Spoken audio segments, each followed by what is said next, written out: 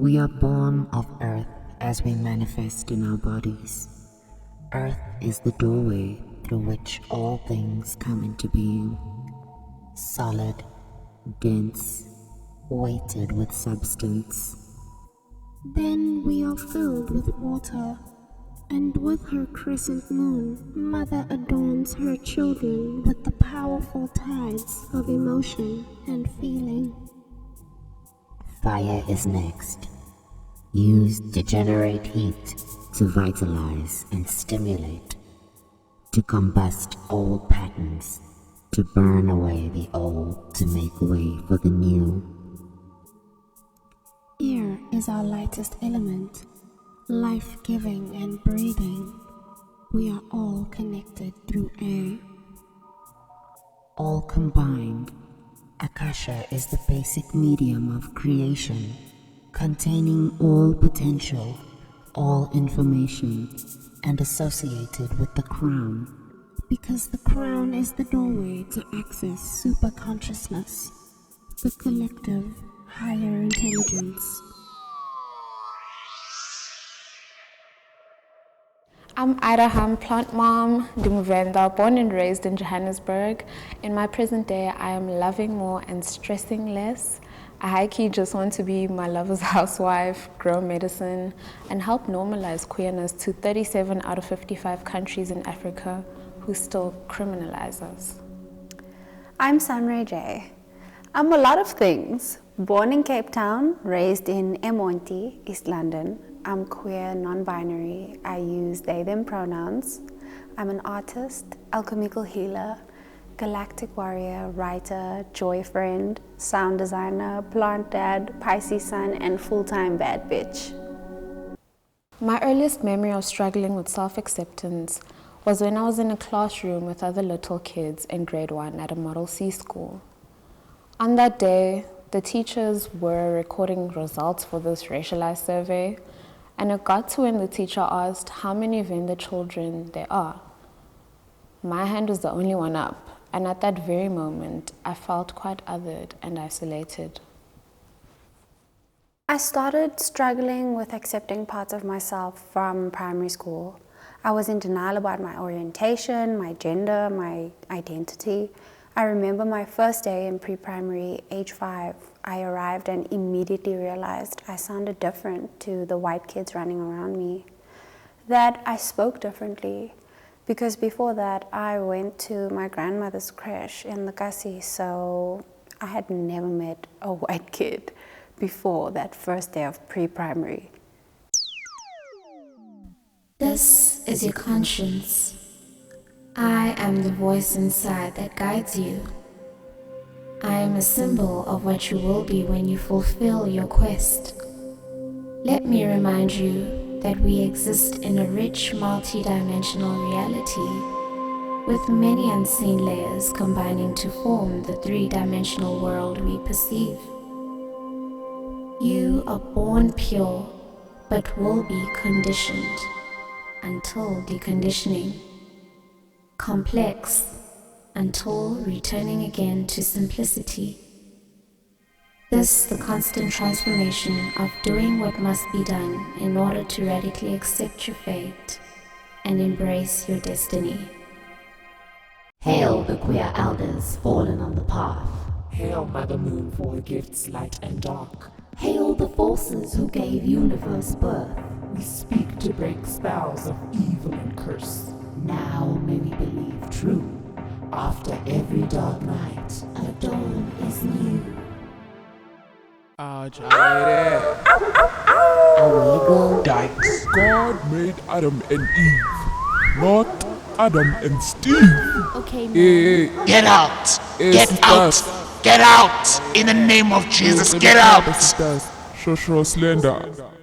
Growing in a label-obsessed society and coming from a staunch religious household has in the past held me back from meeting and expressing my true resonant self. I was hampered by the expectations of being a girl child who behaves in a certain way, speaks when spoken to, become educated, a career woman, look a certain way, do certain things. And one day, I just surrendered to who I am becoming by no longer allowing the labels enforced by others to determine how I see myself. Throughout time, queer Africans have existed, but their stories are erased from the version of history we get taught.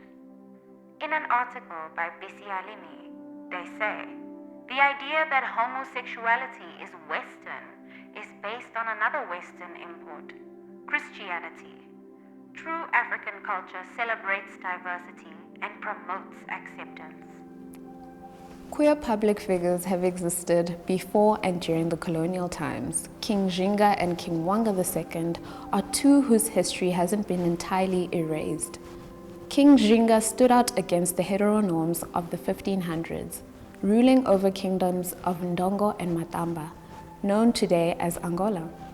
She led her own army for 40 years in resistance to the slave trade enforced by the Portuguese. She defied gender binaries, answering only to King Njinga, and led troops into battle wearing both women and men's clothing. She was switching up the gender roles that existed then. What she did was also marry wives and was economically responsible for them.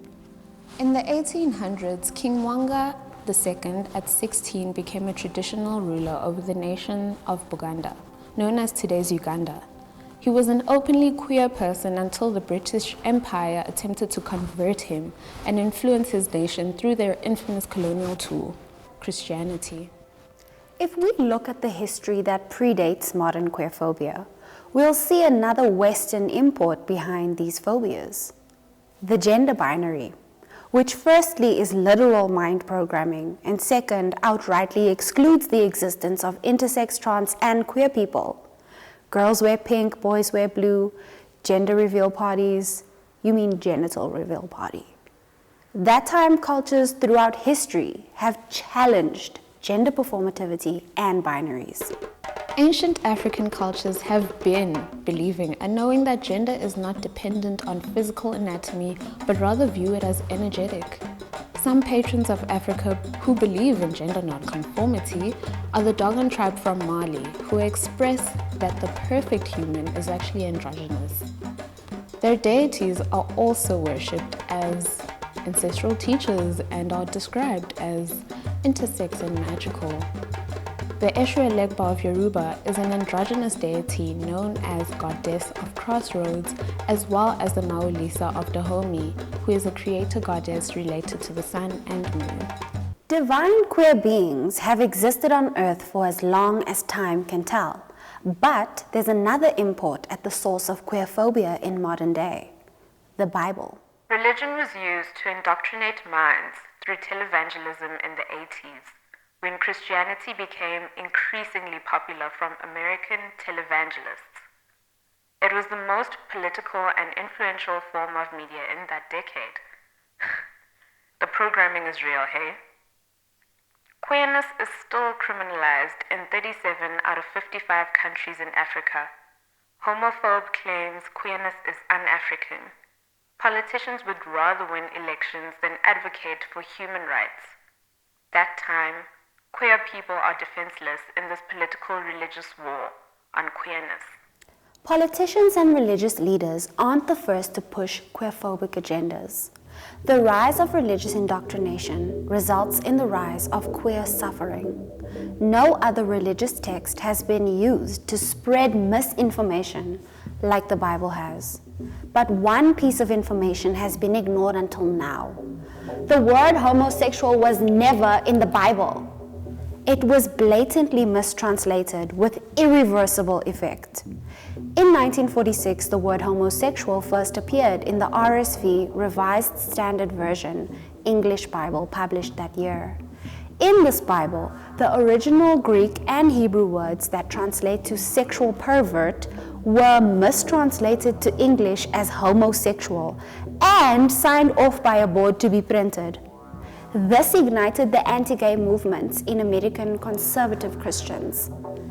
This mistranslation is a gross injustice, which also proves, furthermore, that religious ignorance doesn't excuse queerphobic hate, violence, discrimination, or any other external force of evil that could ever form against us. Sometimes, to transmute lower vibrations, it's necessary to first let go of fear. We're not just lesbian, gay, bisexual, trans, queer, intersex, and asexual people. We're gentle, we have hopes and dreams, we feel, we experience loss, rejection, hurt, and failure. We know exactly what hatred feels like.